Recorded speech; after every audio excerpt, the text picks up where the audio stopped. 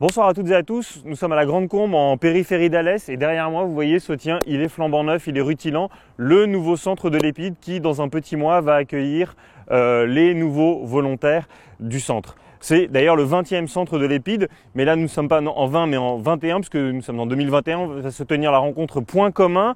À l'intérieur, dans quelques minutes, nous aurons avec nous la directrice générale de l'Épide, des partenaires, des entreprises engagées aussi en duplex depuis Paris, mais aussi depuis Cambrai, où on sera en live avec le centre, avec le parrain du centre de Cambrai, ainsi que quelques jeunes. On va commencer cette rencontre dans quelques minutes et le temps que j'aille à l'intérieur accueillir nos invités, ce que je vous propose, c'est de commencer la rencontre avec notre ministre de l'Emploi et du Travail, Elisabeth Borne, qui n'a pas pu être avec nous, mais qui a tenu à nous enregistrer un très chaleureux message vidéo que je vous laisse découvrir et moi je me précipite à l'intérieur. À tout de suite. Bonjour à toutes et à tous. Je suis très heureuse qu'un nouveau centre Épide voit le jour aujourd'hui à Alès. Comme vous le savez, l'emploi des jeunes est notre priorité depuis le début de la crise. Notre objectif est de permettre à chacun d'entre eux de trouver un chemin vers l'emploi. C'est toute la philosophie du plan Un jeune, une solution qui a déjà bénéficié à plus de 3 millions de jeunes. On peut le dire, ce plan porte ses fruits. Le taux d'emploi des jeunes a atteint un niveau inégalé depuis 30 ans. Les centres de l'Épide ont pris toute leur part pour relever ce défi et je vous en remercie. Vos écoles proposent une combinaison unique entre acquisition des compétences, expérience en entreprise et accompagnement social, avec toujours l'ambition d'offrir une nouvelle chance aux jeunes, de leur permettre de construire un projet et de s'insérer dans la vie active. Et ce modèle fonctionne. Comme l'indique l'étude que vous avez commandée, 40% des jeunes sortant de l'Épide décrochent aujourd'hui un CDI. Ils étaient 32% en 2017. Alors continuons à agir en faveur des jeunes les plus en difficulté. Pour proposer une solution à tous les jeunes durablement sans emploi ni formation, nous mettons en place le contrat d'engagement jeune d'ici le 1er mars. Il s'agit d'un accompagnement intensif et renouvelé qui vise les 500 000 jeunes de moins de 26 ans qui ne sont pas en mesure de retrouver seuls un emploi. Il ne s'agit pas d'un dispositif de plus, mais d'un nouveau parcours sur mesure qui simplifie et harmonise l'ensemble des dispositifs existants. L'Épide prendra toute sa place dans le déploiement de ce contrat d'engagement jeune. Cela vous montre à quel point nous croyons dans le modèle que vous portez. Je vous félicite donc pour vos résultats, même s'il nous reste collectivement beaucoup à faire, et j'aurai l'occasion d'en reparler avec vous lors de ma visite au centre d'Alès en début d'année prochaine. Je compte sur vous. À très bientôt.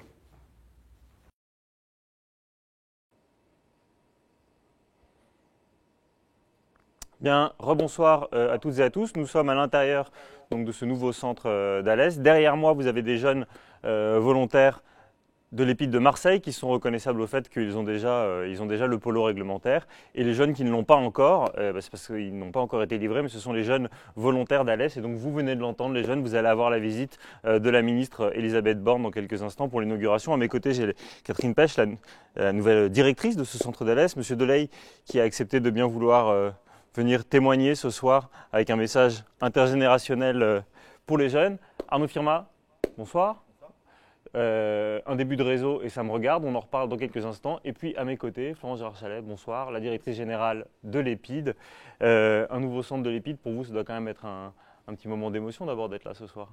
C'est un gros moment d'émotion parce que c'est un gros travail de toutes les équipes, aussi bien sur le patrimoine, la logistique, les services. Catherine Pech y travaille depuis 18 mois, donc nous sommes bientôt prêts à mettre le bateau à flot. Nous sommes prêts et il n'y a plus qu'à. Vous avez entendu les félicitations de la ministre pour le travail de l'Épide. C'est vrai que quand on s'était retrouvés pour la rencontre Point commun 2020, on était vraiment en plein confinement dur, avec couvre-feu et des perspectives d'emploi, d'embauche, des perspectives pour les jeunes qui étaient très compliquées. Là, la tonalité a complètement changé en un an en fait, non ? Complètement changé. Effectivement, on a pu retrouver une activité dans les centres qui est une activité désormais normale. Il faut saluer les équipes qui n'ont jamais arrêté. Il y a toujours eu une activité dans les centres EPID et simplement on avait adapté l'offre de services présentiel, distanciel.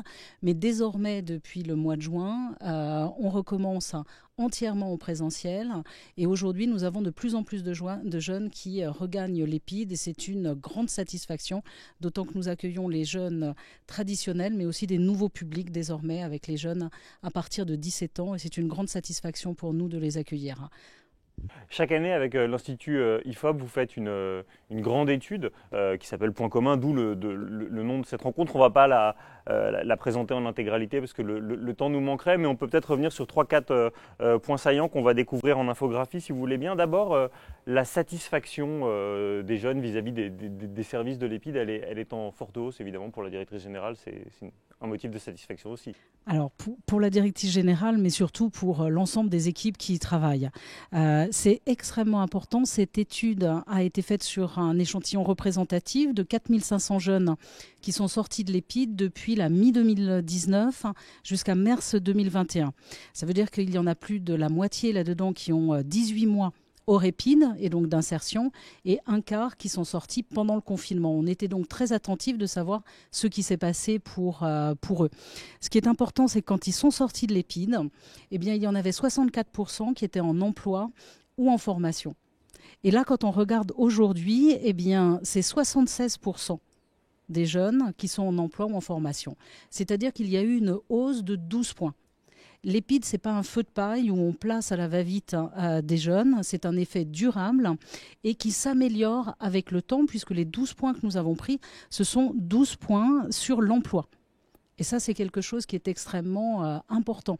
Et ce qui est important à dire, et nous, c'est notre fierté, c'est que 91% des jeunes, aujourd'hui, sont satisfaits de leur situation. Alors, ces jeunes, c'est plus que la population générale, puisqu'en population générale, on est à 15 points de plus de satisfaction.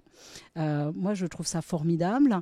Et c'est d'autant plus formidable pour nous qu'on a toujours un pincement au cœur quand un jeune quitte l'EPID avant la fin. Parce qu'on se dit, est-ce qu'on est allé au bout et est-ce que sa situation quand même va s'améliorer ?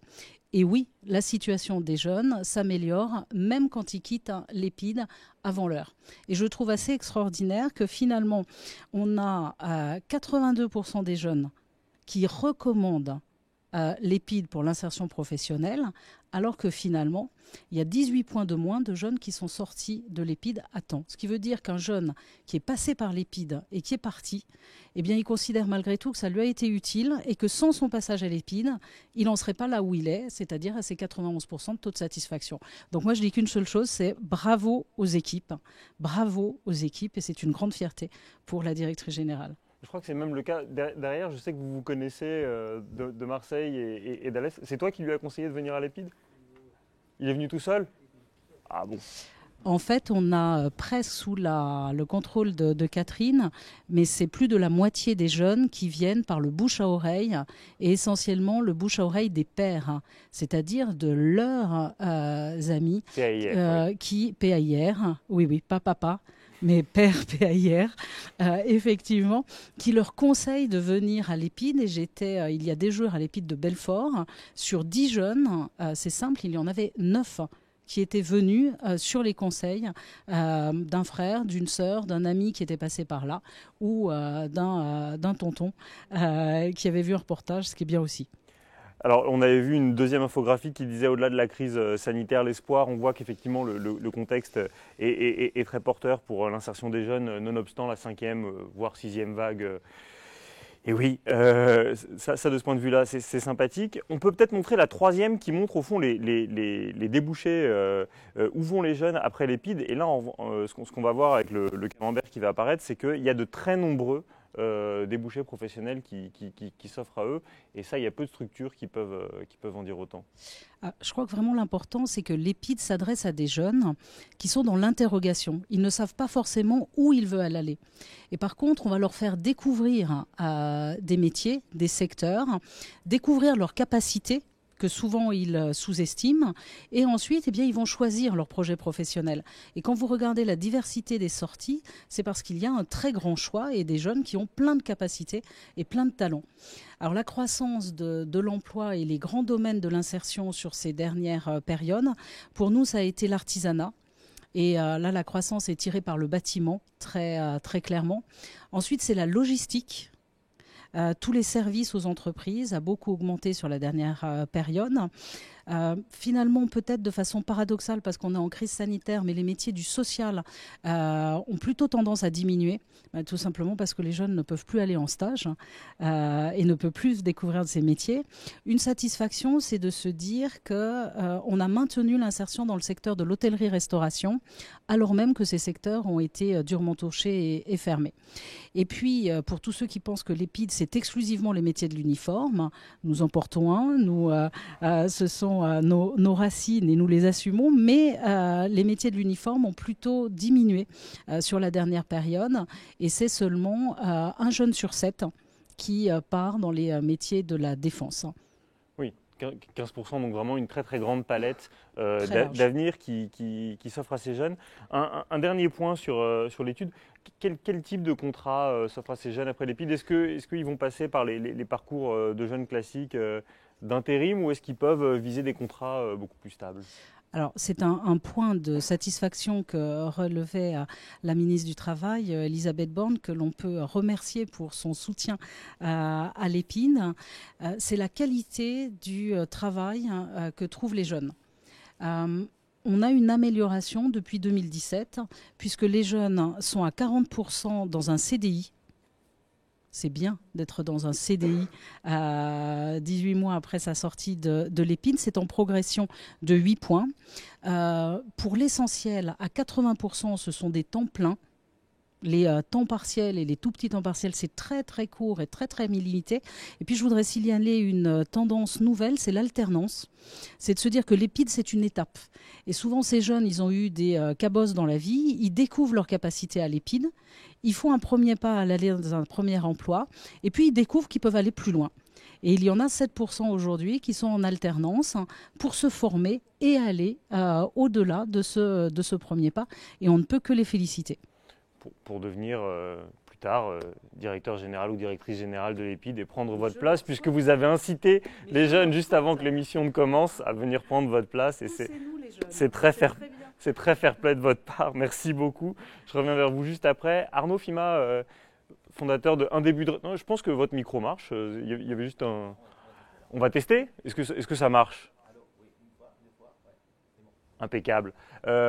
Fondateur de Un Début de Réseau, on y reviendra tout à l'heure dans un second temps, une initiative de networking qui est une espèce de Tinder professionnel, voilà, histoire de faire un petit teasing, et fondateur de Ça me regarde, qui là pour le coup, depuis une dizaine d'années, permet à des cadres d'aller à la rencontre de jeunes. Donc c'est quand même des milieux, l'insertion des jeunes que vous connaissez bien. Vous étiez à Marseille en début de semaine avec eux, vous accompagnez les centres EPID. Je ne vais pas vous demander de contredire Florence évidemment, mais est-ce que vous, de votre observation, vous voyez la même chose? Est-ce que là on peut se dire 2021, l'optimisme est de rigueur? Moi le témoignage que je peux vous donner, puisque j'ai surtout le retour des collaborateurs d'entreprise, que ce soit BNP, SNCF, Total, qui viennent à la rencontre des jeunes dans tous les sites EPID, c'est qu'à chaque fois, ces gens déjà pensent venir aider et ils se retrouvent complètement bluffés par la motivation, la détermination, l'accueil que ces jeunes montrent dans les centres. Et c'est surtout ça qui marque ces gens en disant, en fin de compte, ils ont plein de choses à nous apprendre. Je ne suis vraiment pas étonné que les sorties soient complètement variées en termes de métier, parce que c'est que des talents en fait.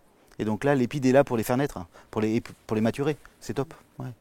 Un petit mot sur l'alternance qui était évoquée par Florence à la fin. Effectivement, quand on pense parcours type EPID, on se remet le pied à l'étrier et tout de suite derrière on travaille. Vous, ça ne vous étonne pas qu'au contraire, ils prennent goût et ils veulent se relancer, y compris par les études? Ah ben, déjà, pour suivre le parcours EPID, on les appelle les volontaires, il faut être courageux. C'est pas forcément simple, l'uniforme, tout ce que demande l'EPID. Donc si déjà ils suivent le parcours, leur détermination, je suis absolument pas étonné que leur détermination fait que derrière, l'étape d'après, elle soit rapide. Alors alternance, pas alternance. Moi, j'ai pas rencontré de jeunes qui partent en alternance, mais je suis encore en contact sur des journées d'il y a quelques années, d'accord, avec des jeunes qui sont devenus parents, qui sont en emploi. Je suis souvent à Montry avec un partenariat Disney à côté. J'ai rencontré il n'y a pas très longtemps dans Disney où j'étais avec mes enfants quelqu'un qui m'a vu, mais on s'est vu à l'Épide. Enfin voilà. Il y a actuellement une cinquantaine de jeunes qui viennent de l'Épide et qui travaillent à Disney et c'est un partenariat régulier. Voilà. Félicitations. Ouais. Catherine, est-ce que cette réalité nationale, elle correspond à l'écosystème d'Alès? Est-ce que vous vous retrouvez dans les grandes données qui ont été données jusque-là? Alors dans les grandes données et les grandes lignes, oui. Après sur le territoire de Grand-Combien, puisque là on n'est pas à la Grande-Combe, on a des profils qui peuvent être un petit peu différents. On a actuellement 55 jeunes qui sont inscrits pour l'admission du 31 janvier, avec une forte majorité de jeunes garçons. Effectivement des jeunes qui sont en difficulté de parcours, qui cherchent des projets, qui certains en ont. Parmi les jeunes qui sont là avec nous, certains ont vraiment quelque chose de très précis en tête et d'autres pas. Ils se retrouvent au bord du chemin. On leur offre en effet à l'EPID un accompagnement qui est tout à fait global. Et c'est vrai que ce qui est recherché, il y a une certaine forme de fierté. Je pense que ceux qui sont parmi nous et derrière nous ont hâte d'intégrer cette EPID et puis rencontrent également des volontaires de Marseille que je remercie d'être venus et que je connais pour certains d'entre eux, pour avoir dirigé l'intérim de Marseille pendant quelques temps. Voilà, mais ça correspond à l'EPID en effet. Et sur la richesse des débouchés offerts, l'écosystème économique occitan offre les mêmes possibilités, ils pourront aller où ils veulent. Alors on retrouve en effet la restauration, ça reste aussi quelque chose qui est un secteur qui est en tension, c'est vraiment quelque chose qui est important. Sur le bassin alésien et gardois, c'est plus la restauration, juste avant la restauration, pardon, l'agriculture qui arrive juste avant la restauration. Et après, c'est les services à la personne aussi. Ce sont les trois secteurs en tension que l'on retrouve sur le Gard. Et les débouchés possibles. Impeccable. Marcel Delay, merci d'avoir accepté d'être avec nous ce soir. Avec plaisir. Le centre d'Alès, il est installé avenue des Mineurs, et il se trouve que mineur, c'était votre profession. Ça a été ma profession. Ça a été, parce que vous êtes jeune depuis longtemps, donc vous avez eu le droit de... Pas à temps complet, mais pendant quelques temps, oui. De vous arrêter. Je ne vais pas vous demander, évidemment, si on va rouvrir des mines et si ça peut être des perspectives Moi, je ne d'avenir. vois pas d'inconvénient, mais je n'irai pas. J'ai passé l'âge. Est-ce que vous pourriez, un peu dans la logique de Maître Yoda pour les jeunes padawans qui sont derrière, dans une logique de transmission, est-ce que vous pourriez leur dire au fond, parce que vous me disiez, moi j'ai eu une vie qui a été un peu accidentée, mais ça n'a jamais été un souci. Pour être accidentel, chaotique, mais j'ai appris beaucoup de choses. C'est le contrepartie, c'est que j'ai appris beaucoup de choses. Quand je suis rentré à la mine, je ne savais rien faire. Je suis rentré à la mine par un coup de tête. J'ai été inscrit au grand dam de mon père parce qu'il ne voulait absolument pas que je rentre à la mine. Bon, il m'a laissé faire. Bon, j'avais 17 ans quand même. Et j'ai passé les examens, j'ai été reçu, j'ai eu de la chance. Partout où je suis passé, pour l'entrée, ça a été bien. Je suis allé au centre d'apprentissage. J'ai appris à boiser, à faire le métier qui, à l'époque, n'était pas à l'avance comme il a été 30 ans après. On travaillait encore avec du bois pour faire le soutènement et tout ça. Et puis après, à un moment donné, j'ai eu des problèmes de santé et je suis allé dehors. Alors dehors, c'est pareil. J'ai fait beaucoup de choses, on m'a confié beaucoup de missions sans trop me connaître. Et ils voyaient que j'étais quand même sérieux dans le travail, donc ça a posé des problèmes, mais j'ai réussi à les surmonter. Les directeurs des ressources humaines, aujourd'hui, ils disent souvent, au fond, les savoir-faire, on peut les trouver, on peut former les jeunes, mais le problème, c'est les savoir-être, ils manquent de détermination, ils ne sont pas courageux, tout ce discours décliniste, ça vous inspire quoi? Oui, c'est vrai que je me mets à leur place, comme on va, pour parler que de moi, malheureusement, quand on descend pour la première fois dans le trou, on ne la ramène pas. Hein. Quand on descend, qu'on prend la cage, qu'on arrive en bas, le chef, il venait avec moi, on peut faire autrement que d'aller avec lui, parce que lui, il connaît, on ne connaît pas, nous. Hein. On nous amène dans des endroits un peu perdus. Et puis là, on va faire ça, on va faire ça, on va faire ça. Avec pas beaucoup de lumière, hein, parce qu'en bas, ça éclaire pas beaucoup. Hein. Et puis petit à petit, le premier jour, c'est un peu difficile, le deuxième jour, j'ai eu pleuré dans mon lit. Hein. Quand je savais ce qui m'attendait le lendemain, je ne ramenais pas en fraise. Hein. Puis après ça a passé. Je serai maintenant, peut-être je retournerai, je dis bien peut-être. Je referai pareil. Et alors juste, quel conseil vous voudriez donner à la génération qui arrive? Il ne faut pas baisser les bras et puis il ne faut surtout pas se faire des ennemis parce qu'après, ça a été un peu mon cas moi parce que c'est pas que j'étais désobéissant, c'était plutôt que j'étais peut-être comme les bourricots, des fois de leur donner des coups de pied. Parce qu'il ne fallait pas me parler trop de travers parce que ça ne marchait pas. Et alors donc, je m'aperçois par la suite que on m'a certainement, à certains moments de ma carrière, j'ai eu quand même des appels. Donc, ne sois pas comme ça, ne sois pas comme ça, ne fais pas comme ça. J'aurais peut-être pu être plus loin, aller plus loin, avec des étages supérieurs, mais non, je me plaisais là où j'étais. Mais après, j'ai changé d'idée, mais c'était trop tard. Bon, les jeunes, vous avez entendu? Vous avez retenu le message? On ne se fait pas d'ennemis et on évite d'être trop bourricot. Pour continuer à vous inspirer, les jeunes, on va vous donner à partager une petite vidéo qui sont d'anciens jeunes volontaires de Strasbourg, de l'EPID, et qui depuis se sont formés, ont une entreprise de TP et sont venus désamianter le centre d'Alès. On découvre ça en vidéo. Alors, je m'appelle Roland Marien, j'ai 34 ans. Je suis chef d'entreprise depuis 4 ans en co-gérance avec mon associé, mon beau-frère et mon ami d'enfance. Nous avons aujourd'hui 6 salariés. Nous travaillons dans la dépollution de bâtiments. Moi, j'ai quitté l'école donc en 3e. J'ai fait un apprentissage en peinture en bâtiment. Ensuite, j'ai fait pas mal de choses. J'ai connu l'EPID grâce à la mission locale de Colmar. Il nous a mis en relation directement avec l'EPID de Strasbourg. J'ai intégré l'EPID pour avoir un cadre, en fait, me sortir d'une routine. C'est sûr, quand on est déscolarisé, on cherche des petits boulots à droite, à gauche, on n'est pas forcément encadré. Mais j'ai retrouvé ce cadre un peu avec l'EPID. Donc les lits au carré, la présentation, marcher au pas, se tenir, se réveiller le matin à l'heure, être entouré de pas mal de gens, avoir une seconde famille, quoi. Avant d'intégrer l'EPID, on a toujours le côté où on se dit on n'a pas forcément de bagages, on n'est rien, on ne représente pas quelque chose. Et c'est l'EPID qui nous a donné un peu la force de nous valoriser. J'ai intégré la mairie de Colmar pour faire gardien de musée. On a intégré une société de démolition et de désamiantage. Donc on a fait 4 ans dans la société et au bout de la 2e année, on a commencé à monter notre projet de création de société. Il faut changer vos habitudes et il faut avoir un cadre. Il faut se tourner vers des gens qui sont capables de vous tendre la main parce que je pense qu'il n'y a pas beaucoup de jeunes dans le monde qui ont cette opportunité de se dire on peut avoir un refuge, un pilier, des personnes sur qui se tourner pour avoir des conseils, pour nous valoriser, pour nous donner envie. Donc vraiment, allez-y, foncez, vous n'avez rien à perdre.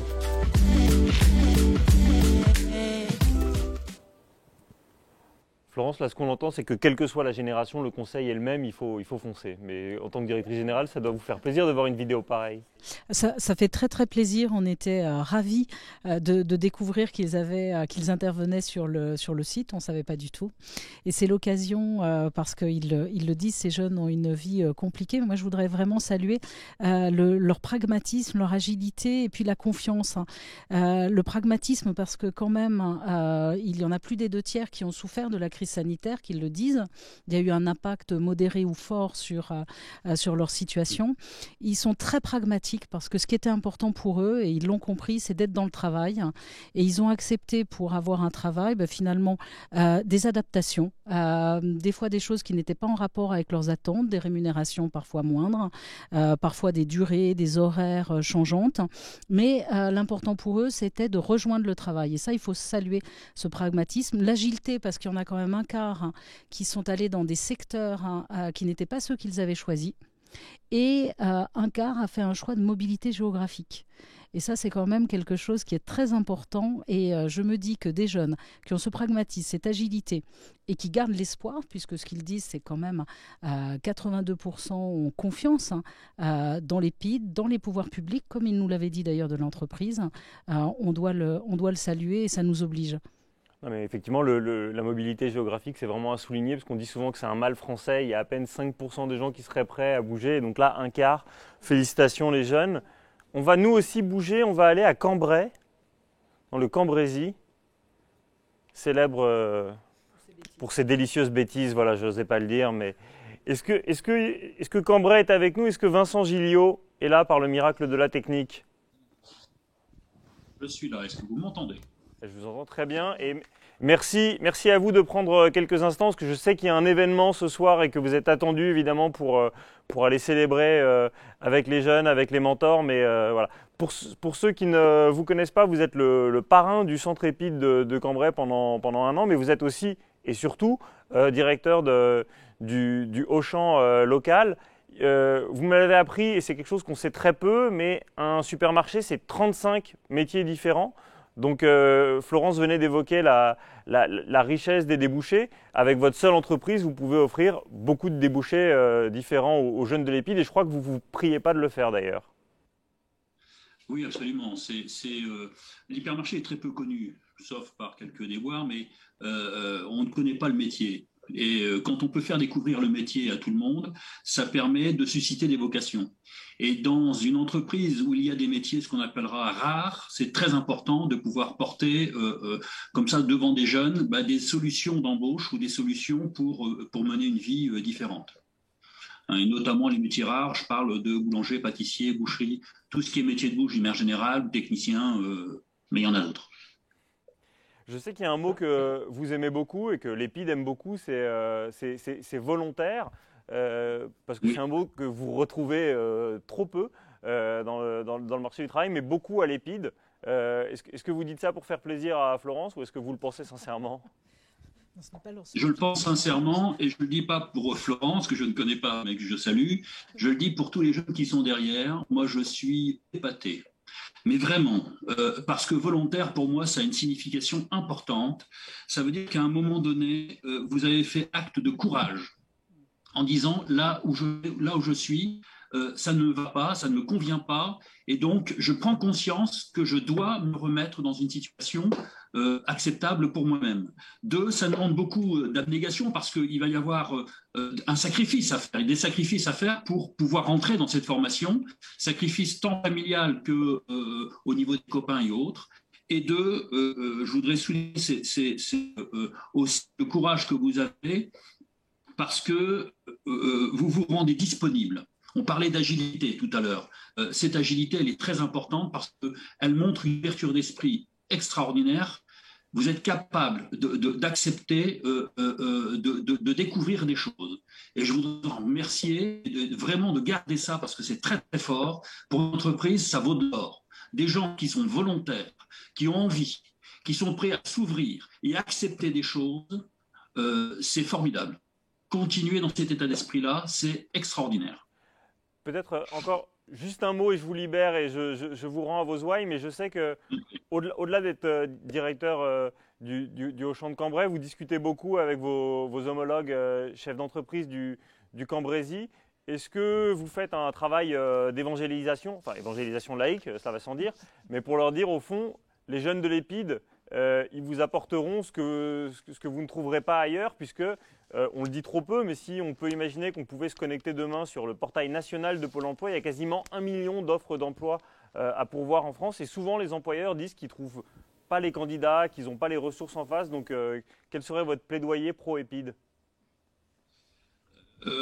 Pour l'EPID, d'abord, je dirais aux employeurs, si ils veulent trouver chaussures à leurs pieds, il faut qu'ils sortent du bureau et qu'ils aillent voir déjà ce que les différents organismes proposent, et notamment l'EPID. On a la chance d'avoir un centre qui remet des jeunes sur les rails, qui les aide. Pas sur les rails, j'aime pas tellement le mot parce que les jeunes ont pris la décision seuls et l'EPID est là pour les accompagner, pour leur donner une structure, pour leur donner des facilités. Mais ces entreprises, ce que je leur dis, c'est allez voir. allez voir ce que l'EPID est capable de vous proposer, allez voir les futurs emplois que vous pouvez proposer à tous ces jeunes qui n'ont qu'une seule volonté, c'est d'apprendre et à se mettre dans la vie active et d'apporter toute leur énergie. Voilà. Et Dieu sait qu'on en parle beaucoup parce que effectivement, beaucoup d'entreprises se plaignent de ne pas trouver chaussures à leurs pieds, je l'ai dit tout à l'heure. À nous de nous bouger et j'espère que d'autres entreprises suivront et je me ferai fort d'en parler pendant cette année encore plus que d'habitude. Eh ben, merci beaucoup. Je vous rends à votre public. Merci d'avoir pu vous libérer quelques instants. On vous libère. Bonne soirée à vous. Et on va… Merci. Merci à vous. Arnaud, j'imagine évidemment que ça vous a inspiré, le fait d'aller à la rencontre. Je reviens vers vous dans 2 secondes. Je crois qu'on est aussi… Vive la technologie et les adaptations qu'on a tous appris à avoir grâce au Covid. Je crois qu'on est aussi en lien avec Paris, avec Maya Attig. Bonjour. Bonjour Bonsoir Maya. plutôt à tous. Alors je ne vous vois pas encore. Bonsoir à tous. Je vous vois à l'écran. Donc Maya, vous êtes présidente du comité inclusion par l'emploi au MEDEF. Donc vous représentez la parole de Geoffroy Roux de Bézieux, mais vous parlez surtout en votre nom. D'abord, qu'est-ce que c'est que ce comité? Parce que c'est une décision forte de la présidence et du mandat. Ça veut dire que le MEDEF, l'emploi des jeunes un peu plus éloignés de l'emploi que d'habitude, c'est une priorité. Absolument. Alors d'abord, merci beaucoup pour votre invitation faite au MEDEF, donc organisation patronale française majeure, hein, bien sûr. Merci beaucoup de nous inviter à participer à votre événement. Pour ma part, j'ai une double fonction en quelque sorte, puisque mon métier, c'est de diriger la Fédération bancaire française, donc de travailler tous les jours avec les banques et puis l'ensemble de leurs interlocuteurs sur les questions du quotidien, et puis sur les grandes questions économiques. Mais l'une des grandes questions économiques, c'est l'emploi, c'est au fond la cohésion sociale aussi en France, parce que on peut avoir de grandes entreprises dans notre pays, mais si on n'a pas de cohésion sociale, c'est vraiment une partie de l'âme de notre pays qui manque, et donc les deux fonctionnent ensemble. Et puis, la Fédération bancaire est l'un des membres du MEDEF, et quand Geoffroy Roux de Bézieux a décidé de créer ce comité pour l'inclusion par l'emploi des personnes qui peuvent en être éloignées, il existait déjà un comité jeunesse, il existait un comité pour l'inclusion au sens de diversité, mais pas pour traiter spécifiquement des questions sur les personnes éloignées de l'emploi. Il m'a proposé d'en prendre la présidence, que j'ai accepté avec beaucoup de sentiments d'honneur. Notre secteur bancaire n'est pas celui qui recrute le plus des personnes éloignées de l'emploi. Néanmoins, ce que je constate, c'est qu'à notre échelle, nous faisons ce que nous pouvons pour montrer que par des valeurs que le sport, tel que l'engagement, tel que la capacité à traverser de très nombreuses frontières et à vouloir surmonter une absence de connaissance du français, on a quelques dizaines de personnes chaque année qui sont recrutées dans des banques par le biais de partenariats associatifs. Donc, j'ai accepté cette présidence. Alors, ce comité vise en fait à partager les expériences des entreprises, des régions, des fédérations professionnelles qui ont trouvé des moyens pour faire entrer dans leurs entreprises des personnes qui étaient éloignées de l'emploi a priori. De tous âges d'ailleurs, ça peut être des chômeurs de longue durée, âgés, ou des personnes qui, dans leur formation initiale, n'arrivent pas à trouver ce marchepied. Et donc, c'est particulièrement important d'être aujourd'hui avec l'EPID, qui, avec plusieurs milliers de jeunes couverts, permet, j'espère, de toucher un maximum, et de partager avec vous ma première surprise. Ma première surprise, c'est que quasiment toutes les régions de France et toutes les catégories d'entreprises, dans le secteur du commerce, dans le secteur des services, dans le secteur de l'industrie, dans le secteur du BTP, et puis les régions de France du sud au nord, à l'est, à l'ouest, quasiment tout le monde a souhaité faire partie de ce comité pour entendre les expériences, pour partager les siennes et pour savoir au plan très pratique comment faire. Et en fait, toutes ces personnes se sont réunies autour d'une conviction qui est que il faut davantage donner sa chance, il faut montrer que beaucoup de futurs sont possibles et il faut sortir de notre propre cadre de recrutement. Il y a quand même une question qui est de savoir comment on fait, parce que il y a beaucoup de dispositifs, des dispositifs associatifs, des dispositifs publics, il y a des aides publiques, il y a des circuits par Pôle emploi. Simplement, dans nos auditions, dans nos échanges, on a réalisé que le premier facteur de succès, c'était la bonne volonté. Et je ne parle pas de la bonne volonté des personnes qui cherchent à s'insérer dans l'emploi, parce que celle-là, vous la démontrez, et l'intervenant précédent que j'ai pu écouter, il l'a démontré. Vous avez envie, vous vous engagez dans une démarche exigeante, même au plan personnel. Et donc, le sujet, c'est plutôt de savoir comment on fait. Comment on fait pour comprendre les circuits, comment on fait pour savoir qui fait quoi, comment faire pour que le jeune qui va entrer dans l'entreprise ou la personne, le chômeur en durée qui va entrer dans l'entreprise, il est bien accompagné sur des dimensions de sa vie plutôt personnelles, mais qui peuvent rejaillir sur son expérience professionnelle qui va arriver. Comment il va faire pour arriver, pour sa mobilité, hein. Est-ce qu'il peut se loger pas loin? Est-ce que pour les transports publics, il y a bien ce qu'il faut, ou bien est-ce qu'il y a quelque chose à organiser? Est-ce qu'il risque pas de perdre certaines aides? Donc voilà, comment on fait pour travailler en réseau? Parce que l'entreprise, elle va apporter sa volonté d'employeur, le travailleur, son envie de s'insérer dans l'emploi, mais au fond, entre les deux, il y a beaucoup de conditions pour qu'ils se rejoignent.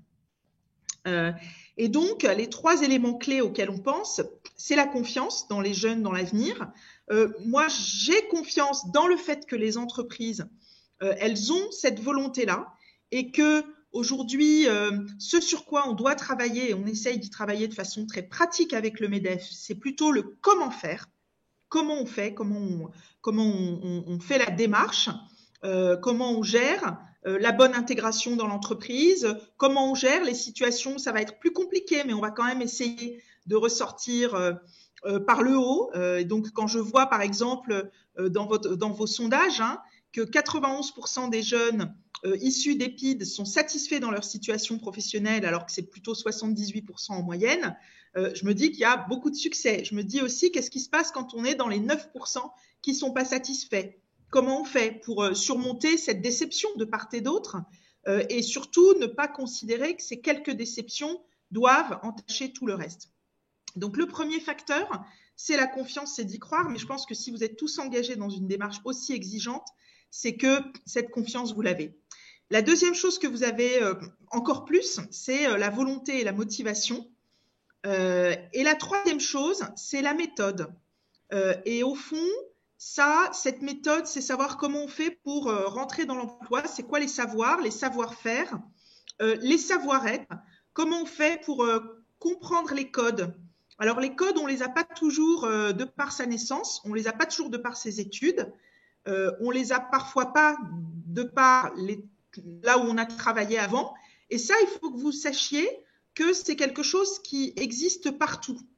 Quand un cadre d'une très grande entreprise change pour aller dans une autre très grande entreprise, on peut se dire, mais c'est des gens qui sont, qui ont une expérience énorme et tout ça, et pourtant, il faut qu'ils réapprennent les codes du nouvel endroit où ils arrivent. Donc, je pense que ces complexes qui existent parfois sur les codes, au fond, ils peuvent se résoudre assez simplement.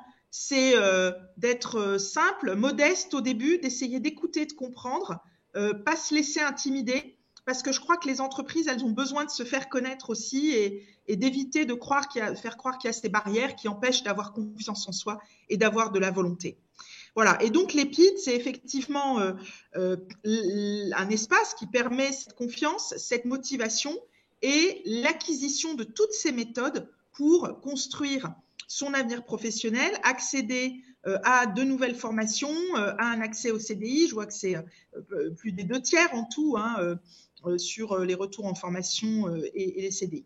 Alors, je n'ai pas répondu à la question principale, donc, qui est ce fameux « comment fait l'entreprise ?»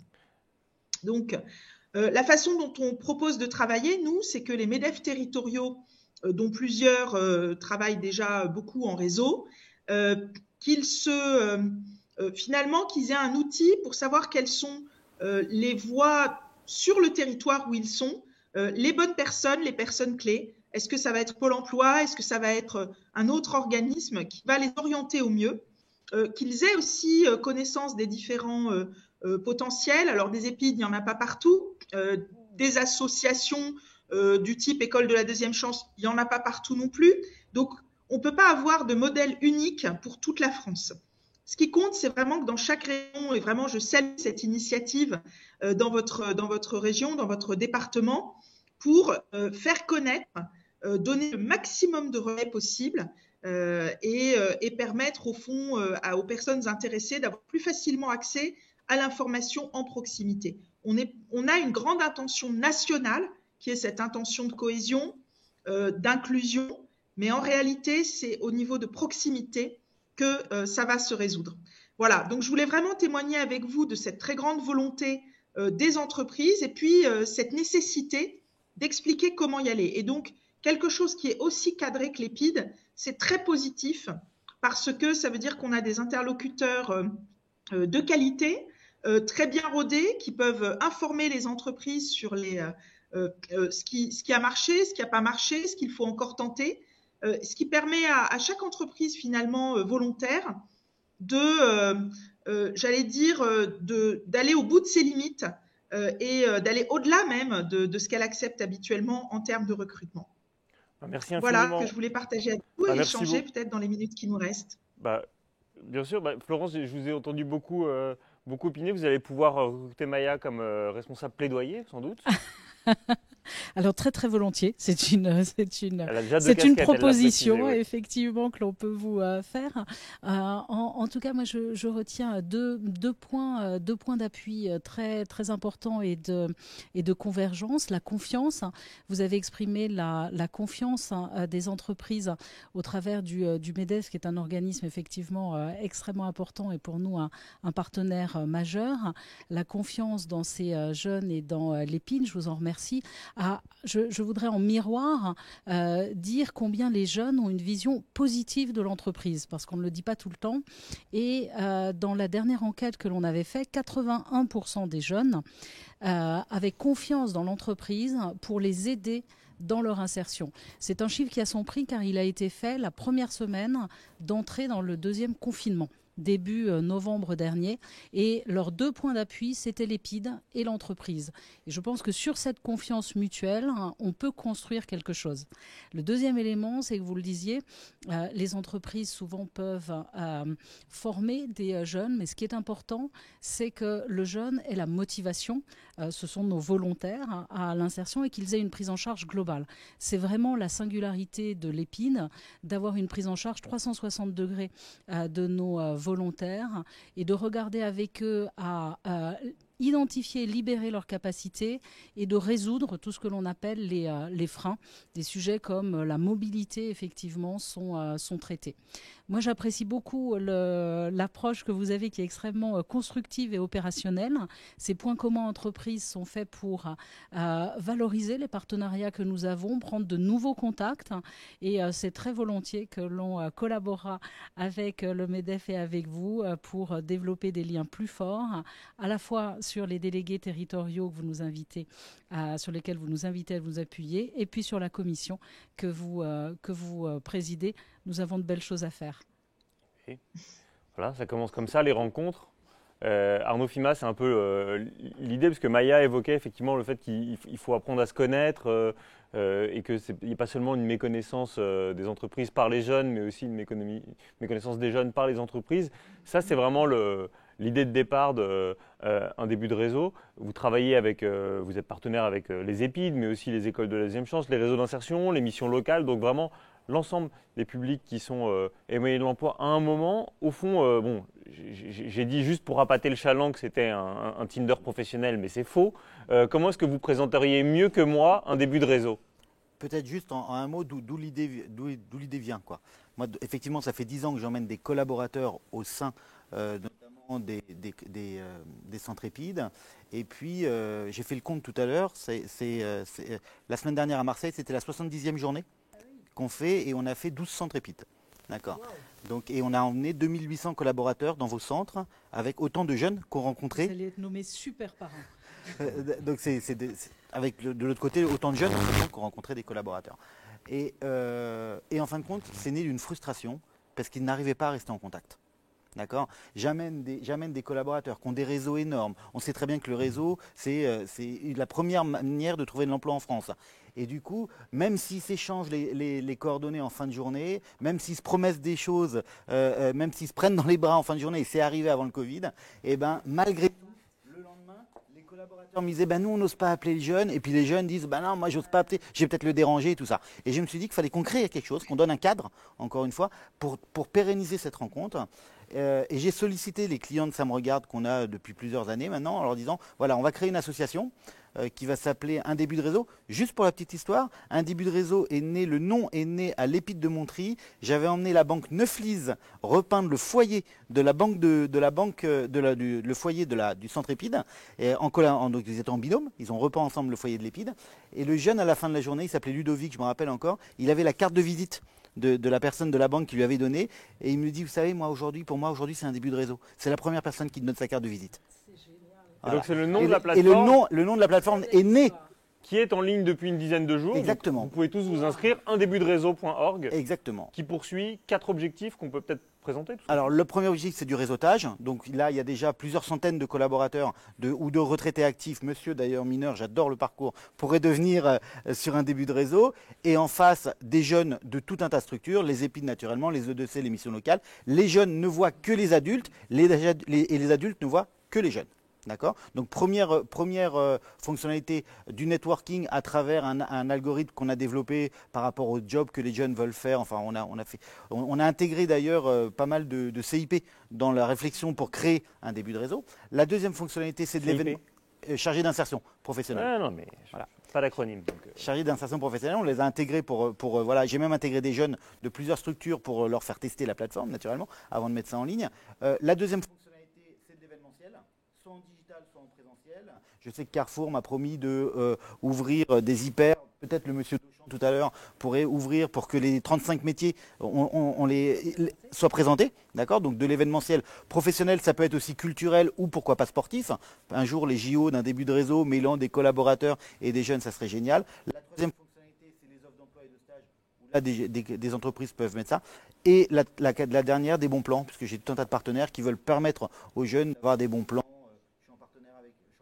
Avec le compte Nickel qui va absolument être sur Un début de réseau, enfin voilà, pour essayer d'équiper le jeune dans les meilleures conditions possibles. Et est-ce que c'est que des entreprises ou est-ce que si Maya Attig vous entend, l'ensemble des adhérents MEDEF qui sont dans sa commission inclusion peuvent vous rejoindre? Alors c'est né de cette rencontre entre les entreprises, mais c'est n'importe qui en fait. Aujourd'hui, quiconque a envie d'aider, de donner un coup de pouce, l'idée d'Un début de réseau, c'est industrialiser de coups de pouce qu'on peut tous donner à quelqu'un qui vous le demande. Et ben là, à travers la plateforme, souvent le mécénat en France, on dit que oui, le mécénat, mais c'est de l'engagement de long terme, c'est compliqué. Là, c'est extrêmement ponctuel, vous vous connectez, vous créez votre profil, vous allez voir des jeunes vont vous être proposés, rentrez en contact et voilà, laissez faire la magie de la rencontre. Maya, vous avez entendu en plus, c'était pas prévu, mais le tout début d'Un début de réseau, c'est avec Neuflise OBC qui est une banque. Alors évidemment, avec votre casquette de la Fédération des banques, vous allez être obligé de rejoindre le mouvement. Alors, ça m'étonne pas tellement. Non, ça m'étonne pas tellement parce que et je trouve que dans ce que vous décrivez, on parle on parle de façon un peu générale des entreprises. Mais en fait, dans une entreprise, vous avez le chef d'entreprise et pour beaucoup d'adhérents du MEDEF, c'est celui qui a fondé l'entreprise ou qui l'a reprise à un moment donné. Enfin, ça va être des petites entreprises, donc il connaît tout le monde. Chez lui. Donc, j'allais dire, s'il y a un jeune qui, alors je ne vais pas reprendre vos métaphores sur Tinder, mais bref, s'il y a un jeune dont le profil est particulièrement intéressant, il va peut-être, dans beaucoup de cas, si c'est une entreprise assez petite, avoir une idée de là où il pourrait travailler au mieux, là où il pourrait s'insérer au mieux. Mais en pratique, et c'est pour ça que j'aime bien qu'on parle aussi des difficultés, c'est-à-dire qu'on raconte les belles histoires, mais qu'on parle aussi des difficultés. Et une entreprise, c'est aussi plein de salariés, enfin un ou plusieurs ou de nombreux salariés, pour qui, si cette action d'inclusion, c'est l'idée du patron et que eux, ils s'y retrouvent pas, en fait, c'est là que peuvent commencer les difficultés.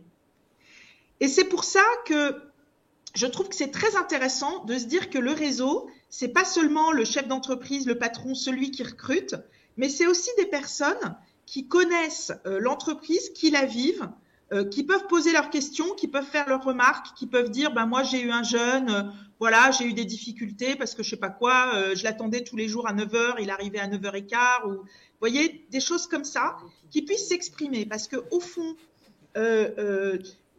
au quotidien, c'est pas seulement avec le chef d'entreprise volontaire qu'on va être. Et vraiment, je trouve que ces questions de réseau, ça permet pas forcément d'avoir accès au boulot tout de suite, immédiatement, mais ça permet de dire, tiens, moi, je suis plutôt comme ci, comme ça, vous m'avez vu repeindre, vous m'avez vu travailler, où est-ce que vous me verriez? C'est pas vous qui allez me donner le boulot, c'est peut-être quelqu'un d'autre. Et pour ça, beaucoup de salariés, ils trouvent leur compte parce qu'ils sont fiers quand leur entreprise permet l'insertion. Donc, beaucoup de salariés, ils trouvent leur compte, mais parfois, ils vont pas forcément faire l'effort eux-mêmes de faire circuler les CV, etc. Donc, c'est pour ça que des démarches comme ça, qui sont ouvertes plus largement, pas seulement aux chefs d'entreprise, mais aussi aux salariés, ça permet de se dire comment je peux me faire aider dans ce réseau, pas avec un but direct, mais avec un but indirect, qui est de comprendre les codes, d'avoir des idées, d'avoir un petit conseil, même parfois juste comportemental. Ça va rien coûter un conseil comportemental. C'est, tu sais, je trouve que sur tel truc, si j'avais été toi, je l'aurais plutôt fait comme ça. Et l'accepter, cool, vous voyez. Enfin, on est entre nous, il n'y a pas d'enjeu, c'est pas le job du siècle qui est à l'œuvre. C'est vraiment un conseil, un bon moment, c'est la courte échelle. Voilà. Et pour moi, les réseaux, c'est la courte échelle, c'est le bon virus. C'est le virus de l'entraide. Voilà. Et en ce moment, on parle un peu trop des virus négatifs, mais de temps en temps, il faut un peu parler de ces virus positifs. Les vidéos virales nous ont rappelé qu'il y avait des bonnes choses qui circulaient, oui. Pardon ? Je vous ai coupé. Non, juste le dernier point. Effectivement, j'en profite pour parler bancaire, mais questions vie bancaire, gestion des comptes, gestion du budget. Parfois, quand on passe d'une situation à une autre, on a des besoins différents, ou alors on va avoir des problèmes budgétaires à un moment donné, parce que voilà, on a une dépense supplémentaire à faire pour s'acheter quelque chose pour être mobile et tout ça. Et donc, on a un site qui s'appelle les clés de la banque, comme ça s'écrit, enfin clés CLES, les clés de la banque, et sur lequel vous pouvez trouver des tas de conseils pratiques non commerciaux. Donc, il n'y a pas de partenariat commercial derrière ni rien, mais c'est vraiment un outil.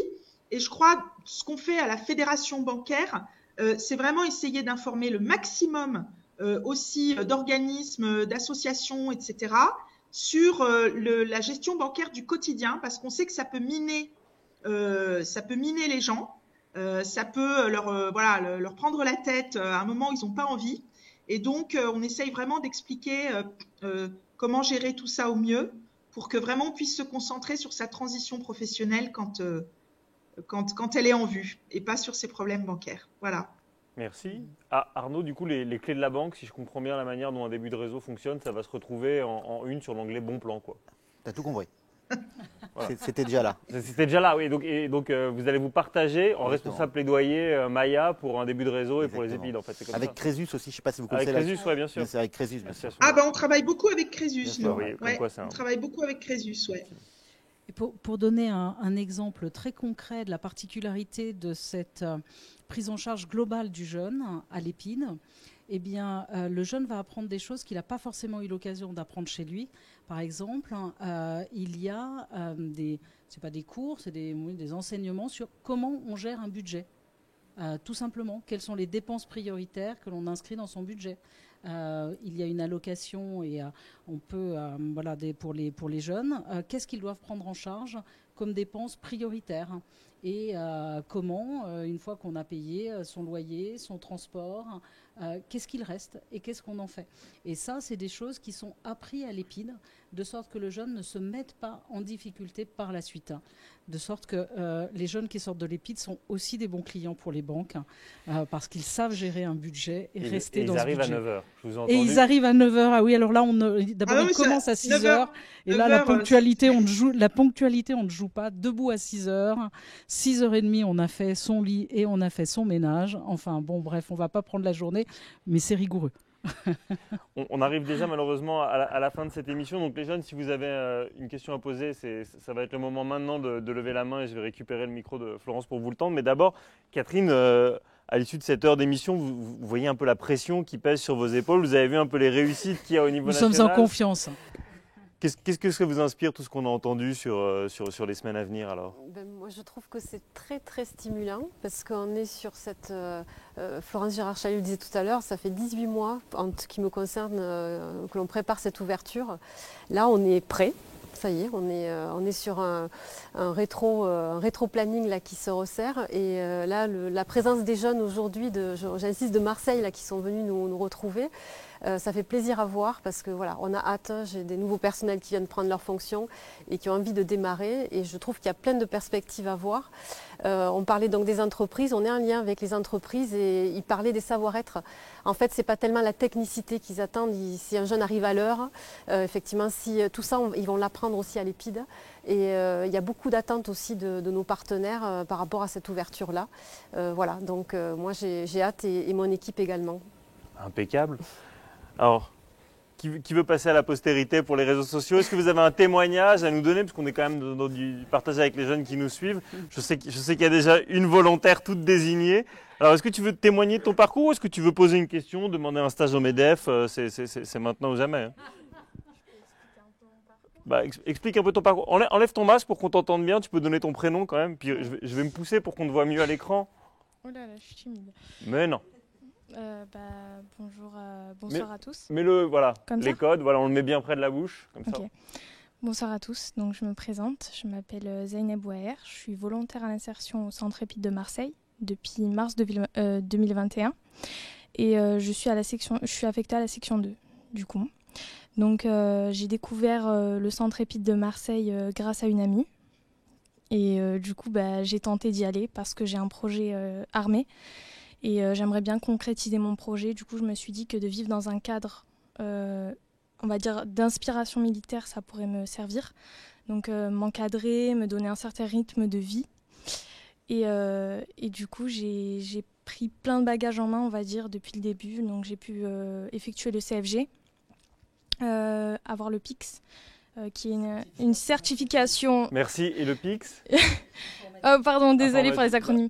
Le PIC, c'est une certification informatique. Donc voilà. Et j'ai aussi pu participer à des actions citoyennes comme le 14 juillet, le défilé du 14 juillet. Donc j'ai participé au peloton de défilé. C'était plein d'émotions pour moi. Et franchement, l'EPID, ça m'a apporté plein de choses. Au niveau de moi-même, de faire un travail sur moi-même, d'apprendre à gérer mes émotions, vivre en collectivité avec les autres. Et... franchement, ça m'a aidé sur plein de petits points plein de freins aussi personnels et ça m'a apporté plein de choses. Et demain alors? Moi j'ai un projet qui est de devenir auxiliaire sanitaire, donc je me prépare sportivement pour réaliser les tests armés. Et sinon j'ai un deuxième projet aussi en tête qui est de devenir aide-soignante et il y a des formations qui sont financées par le conseil régional. Pôle emploi aussi, qui est de Pôle emploi. Et du coup, je mise sur les deux, quoi. Du coup, voilà. Tu prendras bien celui que tu veux. Moi, je pars du principe que tu auras les deux. Les jeunes, vous avez le droit d'encourager votre copine, quand même, vous pouvez la féliciter. Merci. Bravo. Merci beaucoup. Est-ce que quelqu'un d'autre veut nous faire un petit témoignage? Non. Trop timide? C'est les filles qui parlent? Ah, donc toi, tu arrives? Bon, on oubliera le protocole Covid. Donc toi, tu vas arriver, c'est ça? À Alès? Je vais arriver à Alès le 31 janvier. Moi, j'ai connu l'EPID grâce à l'association qui se prénomme Repère. Donc, c'est deux personnes qui sont venues pour nous parler de l'EPID qui allait pour les jeunes. Moi, il faut savoir que je suis déscolarisé, ça fait maintenant 1 an. Et j'ai fait des trucs pendant ce temps-là. Je suis rentré dans la réserve militaire. Je suis resté 5 mois dedans. Puis... avec le temps, je me suis rendu compte que j'étais pas prêt physiquement et du coup, je me suis mis à la salle. Voilà. Et du coup, on m'a parlé de l'EPID et j'avais un projet que je peux commencer à l'EPID, c'est pour rentrer dans les pompiers volontaires ou voilà. Et du coup, je pense que c'est très bien pour moi. Mon ami aussi, on a le même parcours et du coup. Franchement, l'EPID, c'est très bien, je le conseille. Voilà, je le conseille. Eh ben, impeccable, félicitations. Merci. Il faut continuer la salle. Un petit dernier? Non? C'est comme pour les mariages, c'est qu'ils parlent maintenant ou qu'ils se taisent à jamais. Bon. On va clôturer cette émission parce que malheureusement le temps nous manque. Maya, je ne sais pas si vous êtes encore avec nous, si vous vouliez conclure avant de... Oui, oui. Vous entendez ces témoignages, ça fait quand même chaud au cœur. Des jeunes oui, qui arrivent et oui, qui là, font tout de suite ce qu'ils veulent. Je trouve qu'en quelques mots, ils ont résumé ce qui est magnifique, hein, à la fois leur volonté, leur projet, le fait qu'ils aient trouvé quelqu'un pour les orienter au bon endroit et que dans cet endroit, ils aient bien compris à la fois ce qu'ils avaient à faire, ce pourquoi il fallait se préparer, ce sur quoi il fallait qu'ils travaillent. Et voilà, avec tant de volonté, on abat plus que des montagnes. Voilà, donc vraiment, je pense que il y a suffisamment d'obstacles dans l'existence, qui qu'on soit, pour qu'on s'en mette pas dans la tête. Et donc, voilà, toutes ces initiatives, ça montre qu'il faut vraiment pas avoir peur des autres. Voilà, donc bravo, bravo à tous. Et je vous souhaite une excellente continuation. Et je pense qu'on va se parler autrement dans pas très longtemps. Merci beaucoup à vous de vous être rendu disponible. Et le MEDEF sera avec vous. Ouais. Merci beaucoup. Florence, je vais vous laisser le mot de la fin. Je sais que vous préparez pour la rentrée prochaine une série de vidéos pour les réseaux sociaux sur les stéréotypes qui sont liés à l'emploi, qui sont très tenaces. Hein. Einstein disait que c'est plus facile de briser un atome qu'un stéréotype. Et alors, il y a l'idée que quand on a été déscolarisé trop tôt, c'était fini, que seuls les métiers diplômés nous permettaient de nous épanouir en carrière, etc. En 2 secondes, Einstein aurait été content puisque l'ensemble des préjugés ont été brisés par les 2 jeunes qui sont derrière moi. Ouais. Vous êtes quand même une formidable machine à donner de la confiance aux jeunes.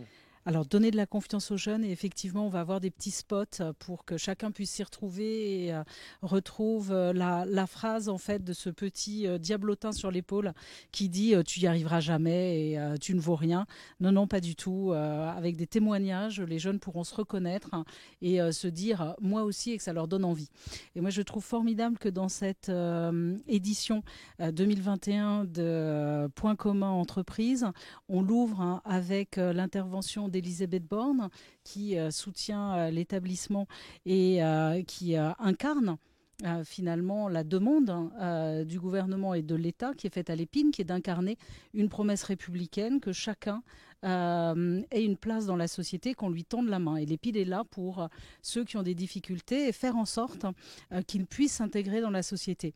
Et l'intervention du MEDEF nous dit que l'on n'est rien sans les autres et que l'on a besoin de ses partenaires. Et moi, je conclurai avec ce mot qui est magnifique qu'employait Maya Hatting, qui est la cohésion sociale. Nous travaillons à cela. L'Épine, c'est un lieu où les jeunes trouvent un soutien et où ils vont pouvoir se construire comme individus, certes pour s'insérer dans un emploi, mais aussi comme des citoyens, et ils participeront à une cohésion sociale renforcée dans notre pays. Je crois qu'on en a bien besoin. Donc merci à tous d'avoir participé et préparé cette édition. Bravo aux jeunes et merci aux équipes et aux partenaires qui nous soutiennent. Voilà, on ne fera pas mieux. Merci beaucoup, Florence. Merci beaucoup. Les jeunes. Un début de réseau.org, on rappelle, inscrivez-vous en masse et très bonne soirée à tous.